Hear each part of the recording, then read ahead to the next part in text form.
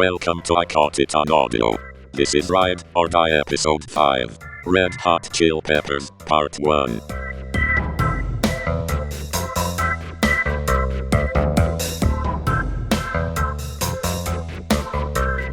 Hello and welcome to another episode of Ride or Die, a 64 Tacos podcast. Today we are going to be talking about the band Red Hot Chili Peppers. In this episode, we decided to split this one up into two episodes, and this was the first one of it. And we're going to be covering the band's first 6 albums, I believe.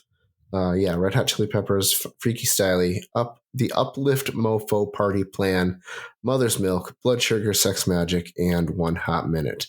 And then we'll pick up with Californication in the second episode. And take care of their 2000s and on albums. So today we've got myself, we've got Dan, and we've got Zach. And so where do we want to start with this one, guys? In the past, we've started at the very beginning. Other times we've started with the era that we grew up with. I don't really have a preference. What are you guys' thoughts? I say let's just go chronologically. Start at the beginning. Yeah, that sounds right. good. Perhaps we'd better start from the beginning. Yes. So the first album is self-titled Red Hot Chili Peppers. And it came out in 1984 and was produced by Andy Gill, who is best known for his work with Gang of Four, I believe. And there was just the one single, Get Up and Jump, which is not surprising. And it has Anthony Kiedis and Flea, the mainstays of the band, and then also Jack Sherman on guitar and Cliff Martinez on drums. So what did we think of this one? I had never listened to this album prior to this. Yeah, neither had I. I don't even know if I heard many of the songs that were popular beyond the singles. I thought it was kind of surprising that "Get Up and Jump" was the single when I kind of think that "True Men Don't Kill Coyotes" is a little bit more of a pop song, or maybe even Out in LA. Those seem a little bit more pop friendly or radio friendly to me. True Men Don't Kill Coyotes was on the What Hits Greatest Hits album. Yeah.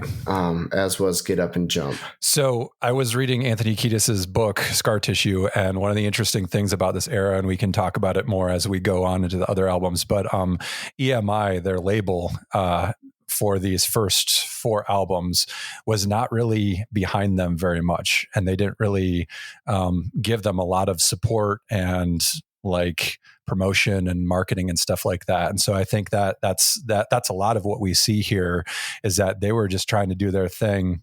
And they were also, very young and very kind of party animals and just having a good time and doing the band thing. And LA was just kind of a thing that you did at that time to sort of pass your time and express yourself. Yeah. And that is very evident in this album. That none of that is a surprise at all. Like it was kind of cool to hear, when I first loaded the playlist up and True Men Don't Kill Coyotes came on, and I like that one.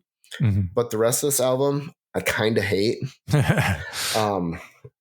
It just sounds like they, went over to Avril Lavigne's house, hung out in the garage, put one of those, where you put the cassette tape in, you push it down, and then you hit play and record at the same time.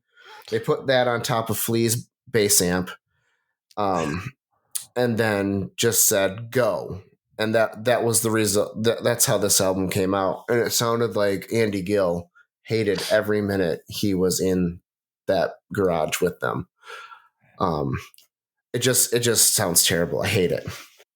So it's interesting, Dave, that all of your analogies about songs involve Avril Lavigne. By all, I mean this is the second one that I remember. But Avril Lavigne never crossed my mind, I think, when I was listening to this album. I'll put it that way.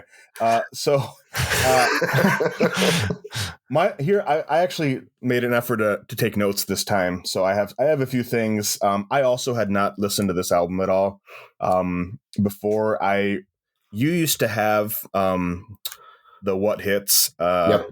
album. And so I remember off these first few albums, hearing a couple of these songs here and there, just because you would play it sometimes when we were hanging out.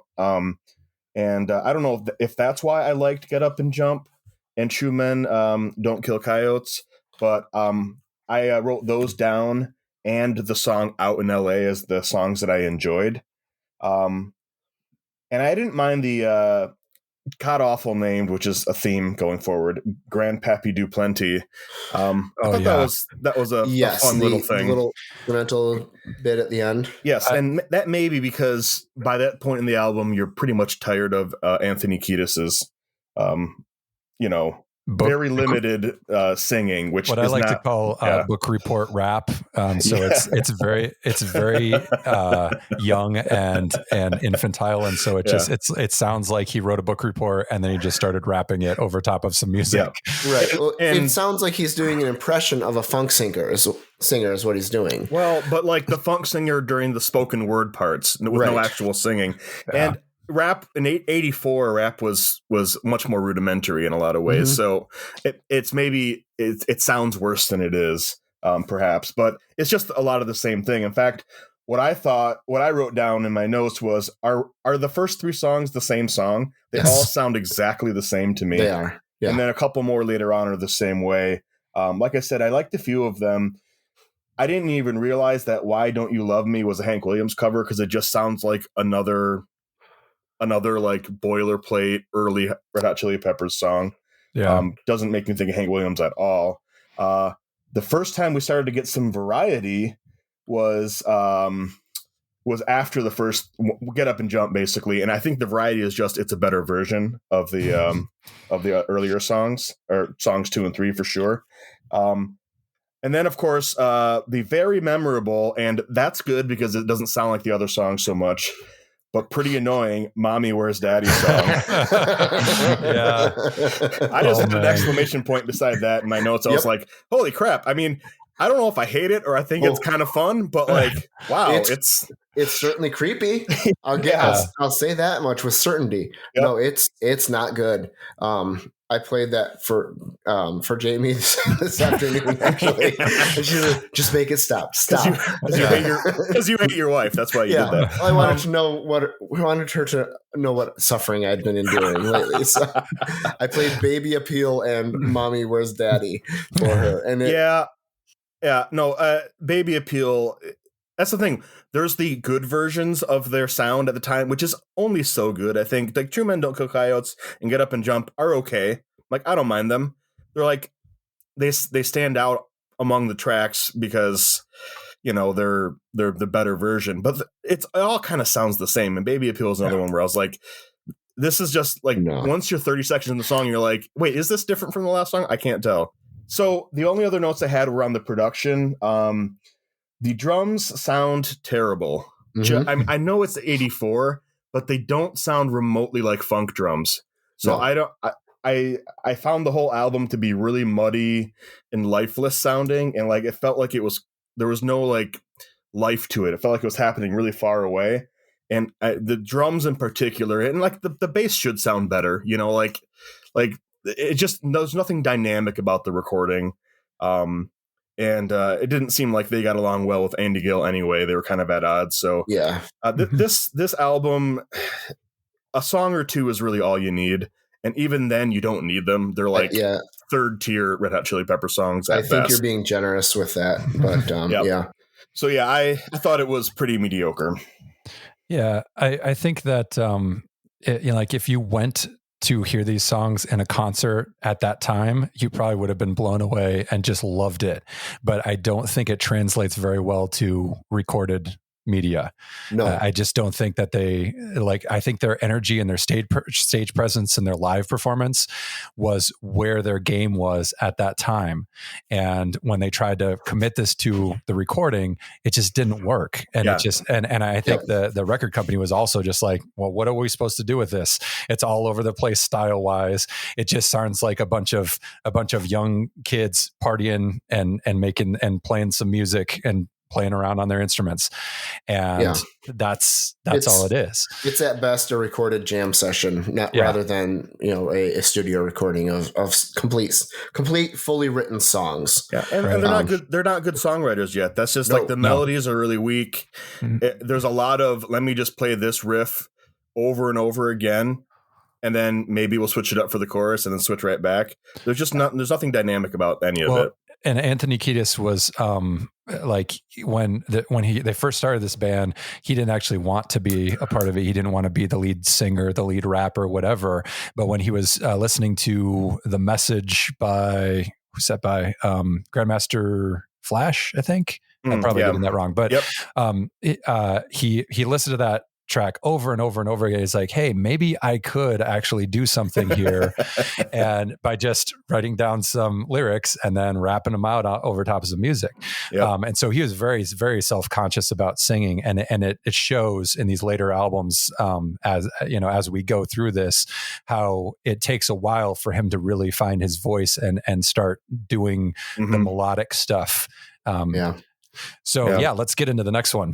Next one's Freaky Styley, came out just a year later. So, I mean, they had barely evolved at all. But now we've got a new guitarist, Hila Slovak.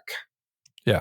So he was actually the original guitarist, but he left to go do a different band with their, at that time, drummer Jack Irons. And so the two of them went off to do something else, and Flea and Anthony decided to recruit Jack Sherman and their friend Cliff Martinez to fill out the band. Okay. But then when this album came around, then Hillel came back, and they were all the three of them, Anthony, Hillel, and Flea, were really good friends at high school. And so they were really happy to have him back because they also felt he had a lot more energy and a lot of the right stylings that Jack Sherman didn't have. So, and you've got a huge name here for the producer. You got George Clinton, which you would think would be a perfect match for a band that's trying to come out with this big funk sound, right? Yeah. But again, they haven't figured out how to write songs. Right. And there's definitely an improvement in Freaky Styley from Red Hot Chili Peppers. There's no doubt about that. Yep. But they still don't know how to write songs. I mean, Catholic Schoolgirls Rule is a song that's, got to start, middle, and end, but it's kind of creepy. Especially the more you learn about where the idea came from, the worse it is. On that, but we won't go into that. It's better not to know. Yeah. Like Black Eyed Blonde is terrible. That's a bad song. Yep, that's a bad song. Jungle Man, I think, is the single, if I'm not mistaken. Oh yeah, and Hollywood. Yeah, it had two singles, and they're fine. Yeah, but then there's sex rap. What the fuck is that? Yertle the Turtle is kind of interesting in that it occupies more time than the majority of the songs on the album. But it's just not good songwriting again. Yep. The only two that I really, really got into were the Brothers Cup and Jungle Man. And it just barely at that. Like, it was like, oh, this is, and actually, I think it was more from reading the book, because I listened to all these earlier albums at first and I just got nothing out of them. And then I started reading his book, and he starts going into the details of some of the stuff. And like, the Brothers Cup is actually about them finding these weird little cups in some thrift store and then putting them in their leather jackets or whatever. And then they just started going around calling themselves the Brothers Cup. There was some of that like context that actually made it a little bit more interesting, but still, like, I mean, I don't need to listen to this album at all ever. Yeah, it's tough. It's hard to listen to. I think Clinton did as much as he could with what they were at in their evolution, but I still don't think they were ready to record an album yet at this point. Like you said, they probably had an incredible stage presence and were, filling up small venues. But not ready to record an album still. Yep. So and it's funny, the ones I marked down as songs I kind of enjoyed a little bit were Hollywood Africa. I liked Battleship because it was basically a punk rock song. That's all I wrote down that I liked. And again, that's relative to the rest of the album. They did really lean. You can hear the George Clinton in that they lean into the funk a little bit more, and there's a lot a lot of horns on the album. Yeah. Or more horns anyway. And backing vocals as well. Yeah. A lot of the backing vocals. Mm-hmm. It's a little more varied and interesting. But you're right. The songwriting is not great. The song Freaky Styley, for example, is just like, it's the same bass riff for like 2.5 minutes. And that's it. I'm just like, this is not a song. Like, and it's not like the lyrics are compelling. It's just like getting laid is all he's talking about, which, man. So Anthony Kiedis, he can be, I don't know. I really, maybe it's just the puritanical, grew up in, like a conservative area, but I don't want to hear about your dick. I don't want to hear about you having sex with people. Right. I don't want to hear that. Like, that makes me not want to listen to it. No, on these first 3 albums, it's like he got all of his lyrics off of the bathroom wall at a fraternity and decided that he was going to do slam poetry with that. It's like, what the hell are you doing? None of this is interesting at all. Yeah. It's at best, I'm not being offended by it. Yeah, and it's like I'm not like he's free to do that. That's fine. Of course. Write about what you want to write about, whatever about what interests you, write about what you know. Great. Maybe that's what he was doing. He was horny all the time, so he wanted to write about it. It just kind of puts me off where I'm like, oh, I don't want to hear anything remotely graphic about sex in a song from anybody, really. Like, that doesn't work for me. So that kind of turned me off. Also, the term scrumpin' pops up which I've only ever heard from like mid-90s teenagers at East Kentwood High School in Grand Rapids, Michigan. So I thought that was interesting because I was like, scrumpin'? Who says scrumpin'? I've done that for 20 years. And then we got another cover, Sly and the Family Stone, but it just sounds like another like mediocre Red Hot Chili Peppers funk effort. I'm prepared to blame Cliff Martinez for the drum sound because we switched to George Clinton, who should know how to produce funk, and the drums still sound like ass. Maybe not quite as bad because the album's has a little more dynamic range to it, but they still sound pretty terrible. I'm only mentioning this because I love the way their drums sound later. Yes. And it really puts me off because like the best thing about the Chili Peppers is probably the rhythm section, at least over the course of their life, because Frusciane's in and out. And when that's sounding good, I can put up with, a much worse song. And the thing about it is I don't really hate Cliff Martinez's drumming. I think he's actually a pretty decent drummer. The problem is it just doesn't sound good on the albums. Yeah, no. It sounds like 80s drums that shouldn't be anywhere near funk. I don't ever want to hear 30 Dirty Birds again. I hate that so much. Yep. That's worse than Mommy Where's Daddy for my book. Yeah. Like, stop talking. No. 30 Dirty Birds and on for like 15 seconds. No. I'll listen to Mommy Where's Daddy 10 times before I have to. I hate that so much. We're going to be over here for 8 hours tomorrow watching football. So I can Mommy Where's Daddy, but you and your wife, and you'll hate it. Where's Daddy? That's fine. About is, you'll hate it more than I do. I appreciated the shorter songs on this album. Yeah, they were over, and I could get away from it. Well, I often like their short songs because they're like a minute, like, and they get in and out, and it's when they have 5. Like, sometimes I'd check like my playlist, and the song would start and be like, this song kind of sucks. And I look and I'd be like, it's 5 minutes. And I'm like, oh God, 5 minutes? We need to devote 5 minutes to this song? No, we did not. The one little fun fact that I read off the Wikipedia was that, first of all, they were getting high with Clinton all the time. And he couldn't, at one point he couldn't pay his drug dealer. So, and Yertle the Turtle, when he says at the beginning, look at that turtle go, bro, that's his drug dealer being paid for the drugs by being on the album. So, fun fact. Yeah, right. This one is maybe like 5% better, but maybe like it's really not much of an improvement, I don't think. So Uplift Mofo Party Plan kind of just continues the same theme. You got Fight Like a Brave, which is a pretty cool song. Yeah, but man. Yep. And Jack Irons is in, and you'll notice the drum sound is better on this album. Yep, you've got better drumming with Jack Irons, so that's awesome. So this is back to the original lineup before they recorded the first album. This is what they were touring with originally, and The interesting thing to me when I was listening through it is it has like the guitar has a lot kind of a metal. There's a lot of metal thrown in there, and it really reminded me a bit of like Faith No More with the kind of rappy metal stylings. Yep, I agree. And I did find it kind of interesting that "Fight Like a Brave" was the only track, because I thought "Me and My Friends" and "Behind the Sun" were actually pretty good. They're okay songs. Like they're not great by any terms of their catalog, but I can at least listen to those ones multiple times and not cringe. So I liked "Me and My Friends" in the sea of boring songs. That one was better because it had a more distinctive hook. And it reminded me of later stuff a little bit. I also kind of like Skinny Sweaty Man, but I think it's because it was short. Yeah. And Behind the Sun was notable. Yeah. Well, it gets in and out, and then you're like, oh, that wasn't so bad.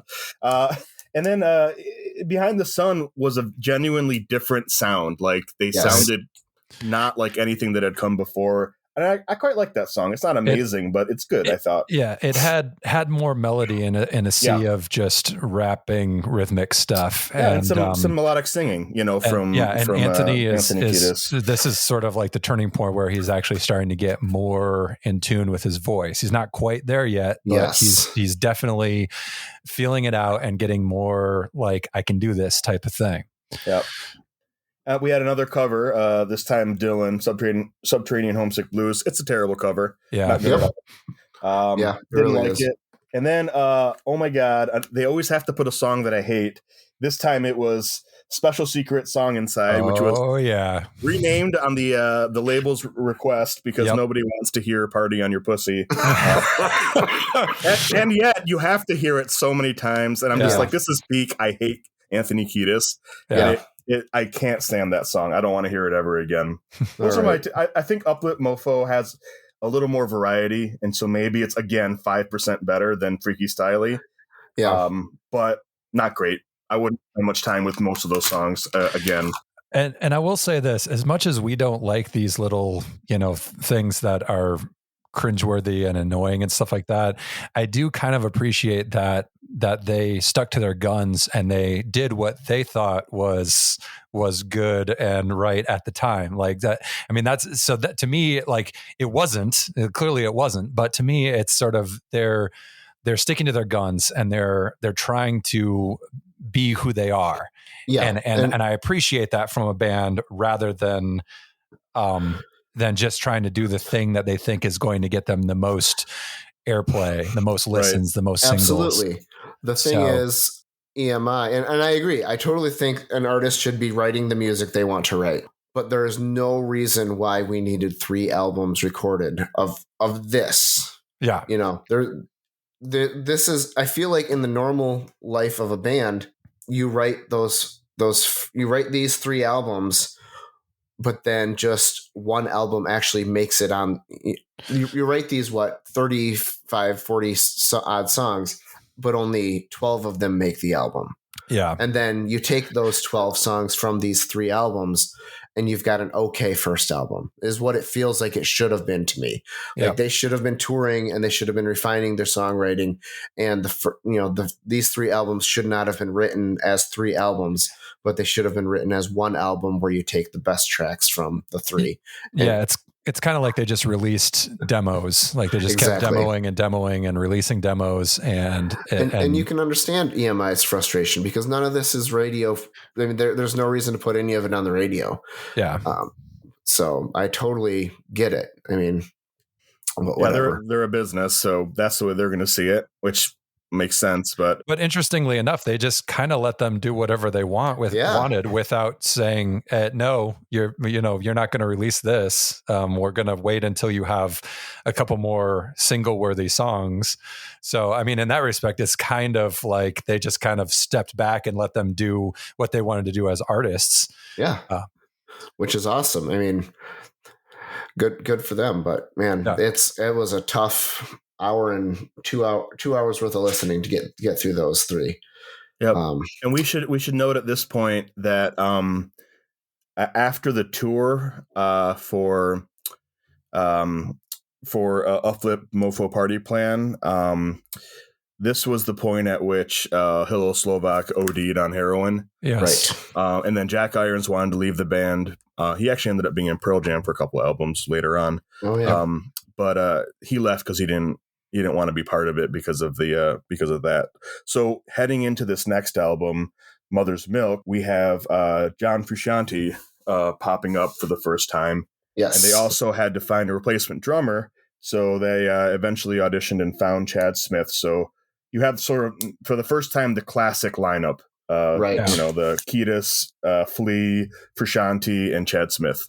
And they said that they meshed really well with John Frusciante. Really, like at the beginning, he and Flea just hit it off, and they would get together and bust out, jam sessions.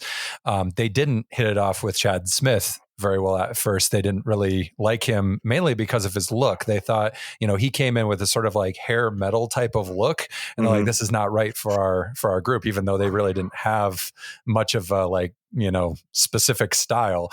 But then he played, and they're like, oh shit, we got to keep this guy. We got to, because there's he's just such a competent drummer. Notable difference in the quality of the songwriting and playing. Like Flea is always, he's always been one of the great band bass players, and there's no question about that. But now you've got Irons and Frusciante, and then Kiedis is finally coming around to being able to sing, with his singing voice instead of this. Well, we already covered that. Yep. Yeah. But yeah, so you've got this incredible cover of Stevie Wonder's, if I'm not mistaken, Higher Ground. This is their first very good cover, and they've been doing it over and over again. They finally got one right, but it's a great cover. I really love that song. Yeah, it's one of my favorite Chili Peppers songs, and one of my favorite songs also. Like when I remember, I don't know when I came, this is the first memories I have of the Chili Peppers is Higher Ground on the radio. And I don't know if I'd heard Blood Sugar Sex Magik, the stuff from that first or what, but that was, I really, really liked the Chili Peppers. Like I instantly fell in love with them hearing that song. And then, man, kind of the rest of the album is kind of a bummer. It's not bad. The songwriting is definitely better. I love Johnny Kick a Hole in the Sky. I just, and you know what, the cover of Fire is a disaster. Did you guys like it? I thought it was okay. It's very fast. Yes. Yeah. The weird thing. So that's the only track with, I think, Hillel and Jack Irons. And I wonder if it was just like a live recording. I didn't look into it that much. I believe it was recorded for the EP they released, the Abbey Road EP. It just feels kind of out of place because the production seems quite a bit different. It's rough. It's very rough compared to the rest of the album. Yeah, it's on the Abbey Road EP. I didn't hate it. It did sound like what they were doing with the covers before is just turning him into a bone stock sounding Red Hot Chili Peppers song, which just wasn't working. With Higher Ground, they elevated it by adding the sort of really aggressive guitar and kind of the bass, the slapping and popping on the bass, and that really cool outro, which is a thing that they really start getting good at. Like tacking on an awesome riff at the end of a song is something that from here on out they start to do more and more, which I quite enjoy. The Fire cover, it makes sense. I didn't know that, but I was like, this sounds a lot like the original. And Jimi Hendrix is not a great singer, so that works in Anthony Kiedis' favor. But it just felt rushed and a little rough. I didn't hate it though. I thought it was okay. Yeah. Okay. But yeah, loved Higher Ground. The rest of it's fine. Didn't really care for Magic Johnson. I thought that was a bit odd. Yeah, that's a weird one. Yeah. and I don't like the Fire cover, but that's because I really like the Jimi Hendrix version of it, probably. So that's better than the cover. There's no doubt about that. The songs I have down as being good are Subway to Venus, Knock Me Down. I like that one. Johnny Kick a Hole in the Sky is cool. Of course, Higher Ground. And then I enjoyed Punk Rock Classic because it's in and out, and also it made me laugh at the end when they did put the Sweet Child of Mine riff tacked onto the end there. Also notable, Pretty Little Ditty, because Screw You, Crazy Town. That's a fun little instrumental song, but now you can't hear that riff from Butterfly without being like, oh, God, they kind of ruined that. it's a fun. I think that's some Frusciante-ism, like that sort of like kind of clean, like lots of little licks and stuff. Well, that song really like showcases, his chops as a guitarist and foreshadows, the things to come in later albums. But one of the interesting things that I read was that Michael Beinhorn, the producer for this album, Mother's Milk, he was at odds with John throughout the recording, because he wanted John to do things more metal, more distorted, more fuzzy, and John was like, no, I just kind of want to plink around and do more of the pretty little ditty stuff. And so but because of that forcefulness and that push, John didn't really feel at home recording this album.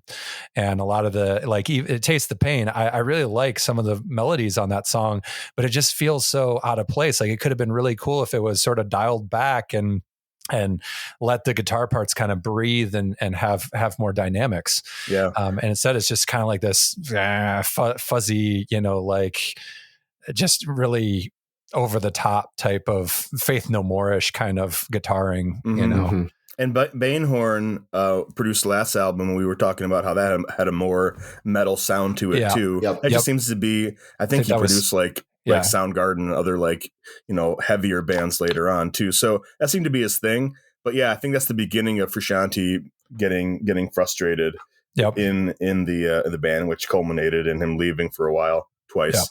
But anyway, that's in the future. You guys have anything else to note about Mother's Milk? No.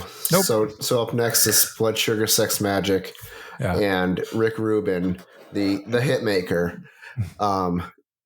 Man, is this a good album? Yeah. Holy crap, is this a good album?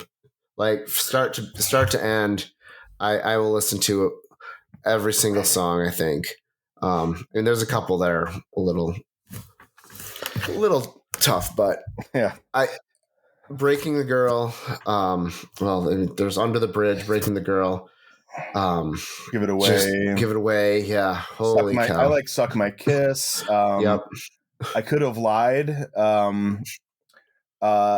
have a couple songs that annoy me, particularly Sir Psycho Sexy. Again, I don't need to hear it just doesn't work for me. Also, it's like 6 straight minutes of that. It's 8 minutes in total. Well, it's 6 straight minutes of that, and then there's a 2-minute part of the song where I'm like, oh, that's the best part of the song. Also, Anthony Kiedis isn't singing about, having sex with a cop or whatever he's singing about, earlier on. For 6 minutes, you're like, this is just plotting. And Suck My Kiss is kind of plotting, but it's a better riff. And there's a lot more interesting guitar parts in it. For me, this one's a little hit or miss. The highs are super high, and then some of the songs they're either a shrug or they kind of annoy me. This is my first interaction with Red Hot Chili Peppers. It was the video on MTV for Give It Away. That's my first memory of the band. So to me, that's them. They're in black and white, painted silver, jumping around through the weird mirror, flip, symmetrical image thing. I love that song. It's a really weird single though. It's very strange. I mean, that's the band to some extent, but with the mouth harp, the little twangy thing, and it's just a strange song. It's a weird riff, but it just really works for me. I also enjoy their Red Hot, one of their little 30-second songs. That's pretty fun. And then you can really tell the producer difference here in the way the drums are recorded also. Yes. Because Chad Smith is playing on Mother's Milk and the drums are way better, but they're also super reverby. The snare was super reverby on that album, but it's much drier and cleaner in Blood Sugar Sex Magik. And this to me is this is peak drum and bass sound. I love the way they sound. Well, I almost don't care what's on over the top when those guys are playing together. You got to think, Mother's Milk was recorded in the basement studio at EMI, and then, man, they put out a really good song with Higher Ground, and then they went over to Warner Brothers and got Rick Rubin, and Warner Brothers was like, you know what, you're going to be in the big studio. and you're going to have all the good equipment because you had a really big hit with Higher Ground. They actually recorded it in some mansion. In, oh, did they? I read a little bit about that too, just on Wikipedia. Maybe you know more, but it's just they recorded it in the mansion that was supposedly Harry Houdini lived in once. So that's kind of cool. Going for vibes of some sort, and they were mostly convinced there were ghosts and it was haunted. Nice. Which is weird, but okay. Yeah, Aerosmith did that or something like that with Rocks, and you can tell with the sound of that. But that's cool. I mean, the production value is definitely better. There's no doubt about that. So, yeah, the main difference here is that one, they moved to Warner Brothers, and Warner Brothers was actually like supportive and giving them, they're like, okay, we're going to do singles, we're going to do music videos, or whatever you guys want to do. And then they brought in Rick Rubin, and Rick Rubin, while I think he can be kind of a domineering, beast at times, he's also, they need that though. Yes. But he also steps back and he says, hey, do your thing. And so they had a lot of time before they recorded to just kind of jam out and find what they wanted to sound like. And with Kiedis getting more comfortable in his voice, and I mean, I got to tell you, like the lyrics on some of these songs are so honest and so vulnerable, without being like direct, in your face and book reporty, Right. And I really love that kind of stuff. And it's got this just nice balance of like the really powerful, funky grooves, and then like the more ballady, soft, sing-songy type of stuff. They were still pretty afraid of being too melodic, as witnessed by one of the best songs on the album being pawned off to the Conehead soundtrack, "Soul to Squeeze." What the heck? I don't know how that song's not on there. Like they didn't have that many melodic songs on there that they couldn't have fit one more. But I love that one. That's the bass playing on that song is so tasteful and awesome, and sort of builds over. I don't know. I love that song. I love listening to Flea. That's one of my favorite Flea bass lines. To be fair, they did fill every minute of a CD at 73 minutes and 42 seconds. So now you keep Soul to Squeeze on this album and take off Psycho Sexy, maybe. If you put in that song's kind of pointless. That's my feeling on it. But if you put in Soul to Squeeze and then like trimmed it to make it 60 minutes, this would be one of the best albums of the entire 90s. As it is, it's really good. There's a few songs I can take or leave, but they're learning how to write good, melodic, interesting songs. Like Breaking the Girl, the production of it is so interesting with the flute and the really sort of like natural sounding percussion. And then the bridge with all the banging, clanging on pots and pans and stuff. They just brought in a bunch of metal chunks, and just hammered on them. Really? Yeah. That's awesome. It has a really distinctive sound, and there's something really fascinating about that song. I always like hearing it. I do want to mention at this point that it took me an embarrassing amount of time to realize that the song "Suck My Kiss" was actually about giving a blowjob. Right? Like, it's kiss instead of dick, right? That's the conceit. But like that never occurred to me when I was 12 when I first heard the song. You were today years old when you figured that out. A number of years ago, I was certainly in my 30s. I thought about it again. I was like, oh, but like, I mean, I could have figured it out at 18. I just, in my mind, it was "suck my kiss." That's a weird way. That's weird that he really wants to. Your mouth was made to suck my kiss. Oh, that's a weird way to ask for a kiss. And like in my brain, it was that, and I just shoved it in the back. And then suddenly I was like, oh, that makes more sense. You sweet summer child. Exactly. I was too innocent. Yeah. And then I figured out, I was like, oh yeah, that makes way more. That makes. And also, what am I thinking? It's Anthony Kiedis. Of course, he's talking about his dick. That's what he does. That's for most of this album. That's all he does, pretty much. Yeah, there are about 4 dirty songs in this album where I was like, man, can you just dial it back a notch or two? And I can enjoy the song a lot more if you would. But hey, he does what he believes in, and that's there's something admirable about that. I mean, you can't give him a little bit of credit for this one because it's not quite as overt as it was. Suck my kiss. Pussy. Yeah, suck my kiss. Yes, he's getting more poetic about the dick sucking stuff. Apache Rose, Sir Psycho, and Blood Sugar Sex Magik. He was a little less circumspect in what he was trying to say.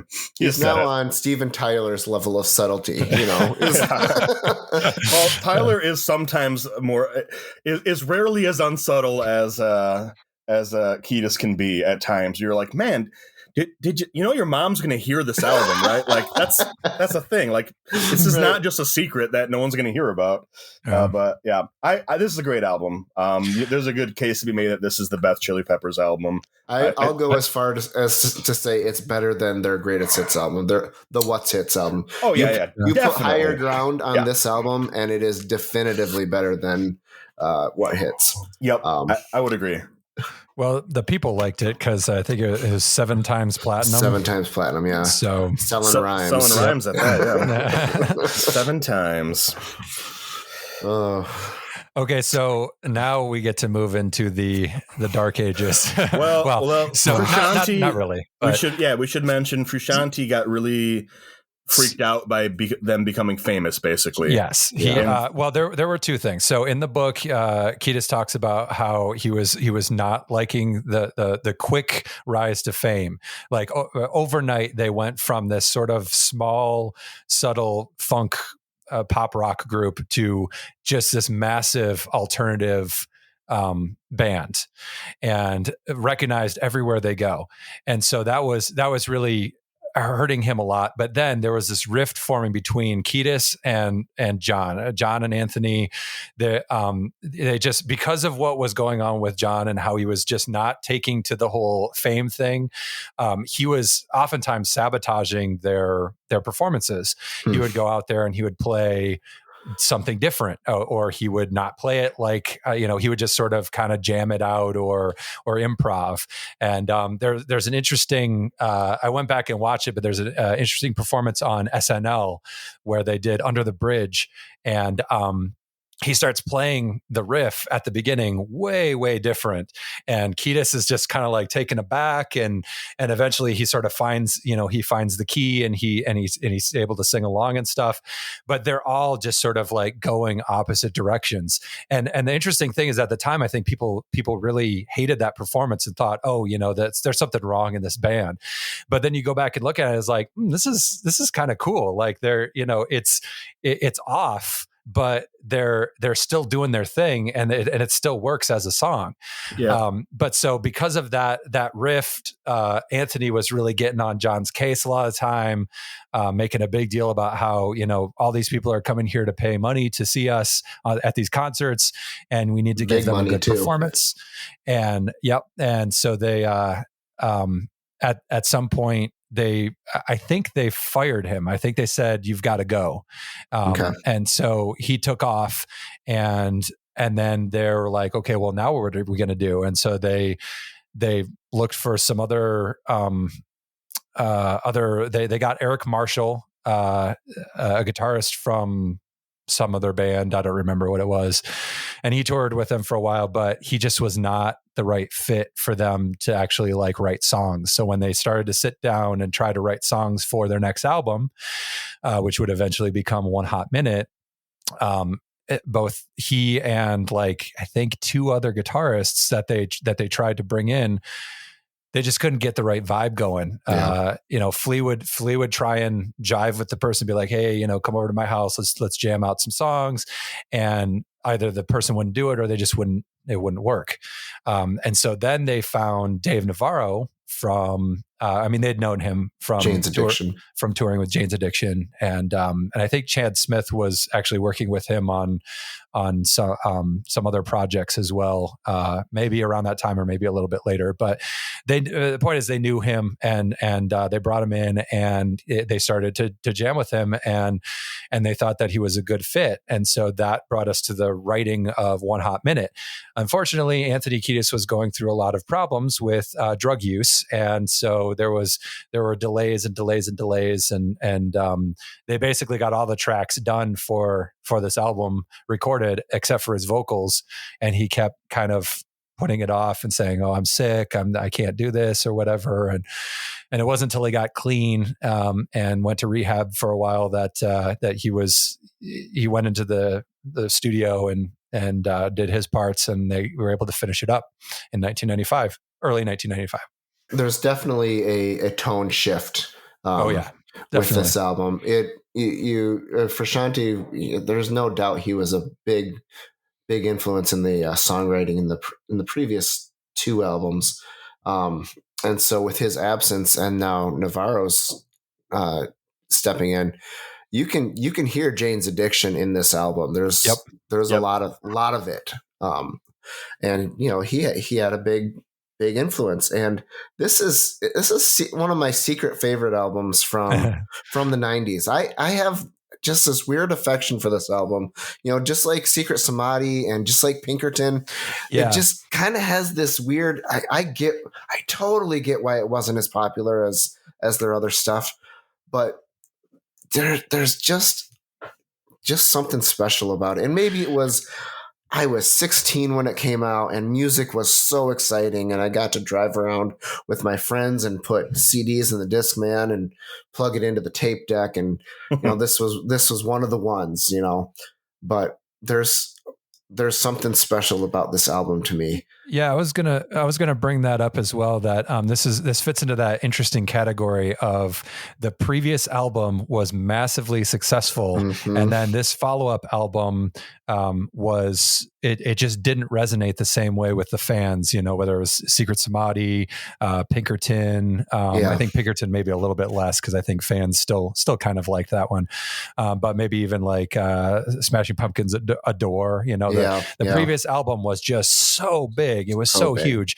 And then they're like, okay, now what do we do? And it's like, it's really hard to live up to that level of success. Exactly. In some ways, John Frusciante was actually the smart one, because he's like, well, this is it. We gotta, I gotta get out. Well, the getting's good, Yeah. So I wanted to note one thing about the end of the Frusciante era. I think what I read was that his erratic behavior and sort of lack of desire to play along kind of peaked at a show in Tokyo where he said he wasn't going to go out, and then they convinced him to go out, but he said that this is the last show, and then walked off the stage and was gone for 7 years or whatever.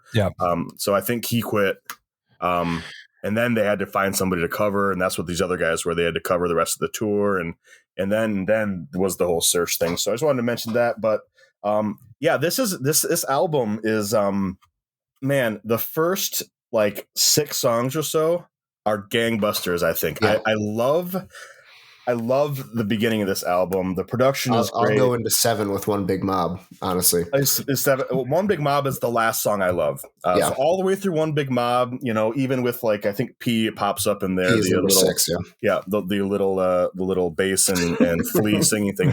We used to sing that song all the time. So I love that one. Cracks me up. But the first 7 songs then, fantastic. And I feel like it really starts, it's really front heavy. The back half is not nearly as memorable.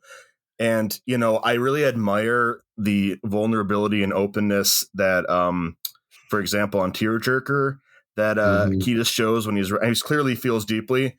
But man, that is some of the worst singing. Like, I thought he was past like really struggling with melodic singing, but man, that one's rough. I have trouble listening to it. And from there on out, I think of the last songs, the only one I really enjoy after One Big Mob is Transcending. It's strange because I really like the first half, and I like the second half, but it's a big dramatic shift halfway through. But maybe that's part of the theme, Transcending or whatever. But yeah, the first 7 songs in Transcending are just awesome. I don't need to listen to the other songs ever again. Like Walkabout, Tearjerker, One Hot Minute, Falling from Grace, and Shallow Be That Game. I could just never hear them again, and I'd be fine. They don't do much for me. I always liked Tearjerker. I thought that was a pretty cool chorus.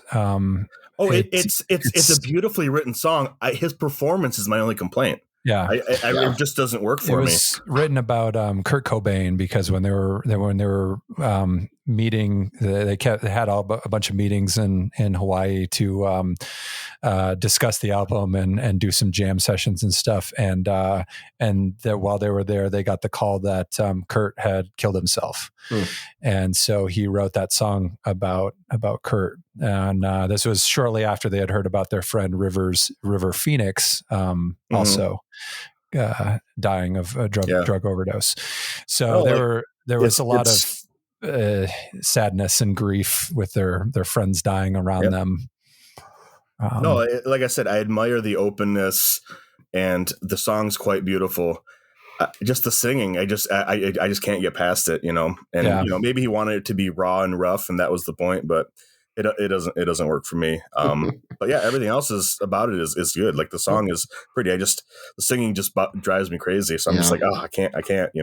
What do you guys think about Walkabout with those weird like monkey noises? And I'm a walkabout. I don't know. I don't even know what's making that. Is that Dave on his guitar, like sort of pushing, like going back and forth on the strings or something?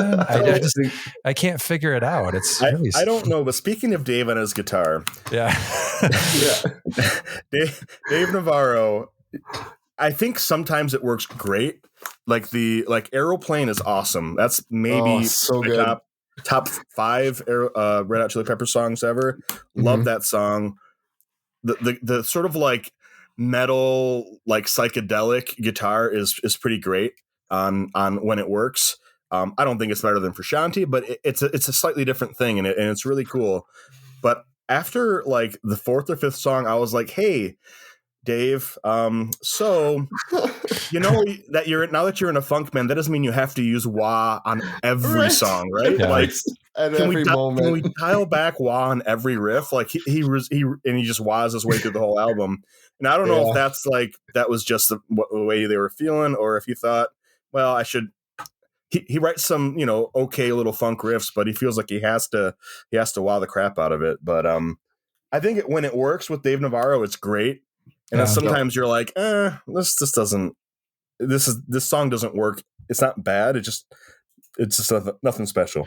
Well, I think his style is nothing special. I think he's just a kind of by the numbers type of guitarist. Yeah, he's a classic rock guitarist who plays grunge music. Yeah, it's fine in Jane's Addiction. It's fine in all the other projects he's worked on. It's just, I think Chili Peppers need a little bit more than that. Well, it's crowd pleasing guitar, but what makes this part of the secret sauce that makes the Peppers interesting is the Frusciante weirdness, which it on a sort of like, if you asked sort of a layman, is this guitar player better than that guitar player? They might choose Navarro because it's sort of more obvious playing. But what makes Frusciante so interesting is he just does slightly different things and surprising things. And that when you combine with a great rhythm section, and Kiedis can be a bit hit or miss, but when it's all working together, it's great. And that's kind of how I feel about the band in general. It's like, man, some songs I'm just like, oh geez, guys. And then like other songs I'm like, oh, this is this one of the best bands of the 90s? Like it's really good when it's really good. Yes. All right. Well, unless there's anything else you guys have, I think that's going to wrap us up for this first half of this of the Chili Peppers. Yeah, I think that covers it. So we're hopefully going to get the second half, which will start with Californication, and move on through the new millennium. So at this point, would you guys all say that Blood Sugar Sex Magik is your favorite of this group? Yes, hands down, without a doubt. One Hot Minute has a special spot in my heart. Yep. But you can throw away the first 4. The only thing I need is Higher Ground from the first 4. Which you can get on What Hits. That's it. I think What Hits, whether or not you had Blood Sugar Sex Magik on that album, I think What Hits has, you don't even need What Hits, but you just need Higher Ground. But What Hits has a sampling, and that's plenty. Like those albums, I won't ever deliberately listen to full albums. The only one I might is Mother's Milk. I think that's definitely the best of the 4. Yeah. But yeah, I think What Hits covers it well enough.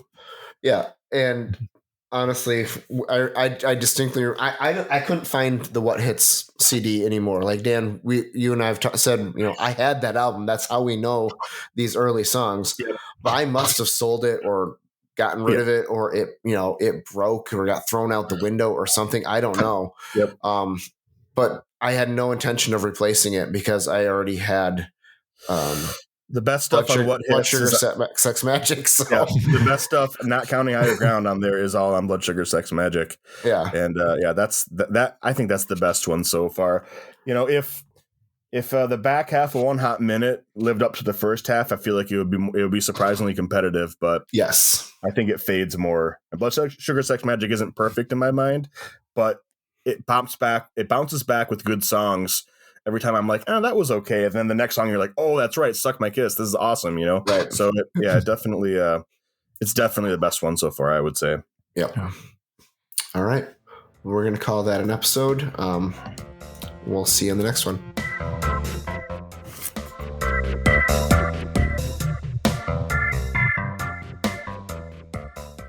I caught it on audio.